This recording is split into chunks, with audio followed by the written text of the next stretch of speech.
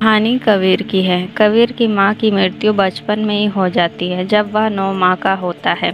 कबीर के पिता दूसरी शादी कर लेते हैं। उसकी नई माँ उसको बचा हुआ खाना देती है, तो कभी कभी खाना भी नहीं देती है। सुबह रात का खाना देती है और उसे अपने घर के सारे काम करने बोलती है। लेकिन एक दिन ऐसा आता है कि पूरे परिवार वाले कबीर से बात करना चाहते थे और उसकी नई माँ भी उसके किए का पछतावा करती है। आखिर कबीर ने ऐसा क्या कर दिया था जो कि पूरा परिवार हैरान था और उसकी नई माँ भी पछतावा कर रही थी अपने किए पर।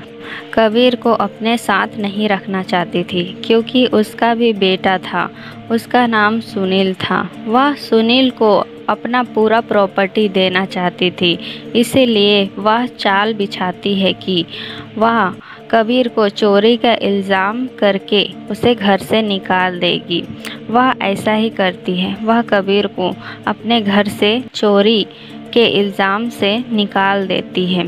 कबीर बहुत ही रोता है। वह घर से बाहर जाता है और उसके मन में मरने का विचार भी आने लगता है। वह चलती हुई बस के सामने आकर अपनी जान देने ही वाला होता है कि उसे मोहित बचा लेता है।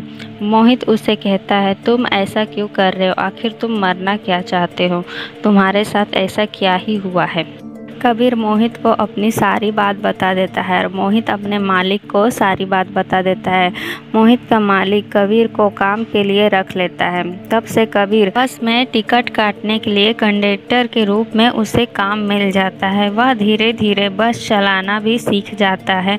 वह अपना बस ले लेता है और बस चलाने लगता है। देखते ही देखते कबीर एक अमीर आदमी बन जाता है। जब यह बात उसके घर वालों को पता चलती है, तब वह कबीर से बात करना चाहते हैं और वह बहुत ही पछतावा करते हैं। उसकी नई माँ भी इस बात से बहुत पछतावा करती है कि वह उसे क्यों छोड़ दी, वह उसे घर से क्यों निकाल दी।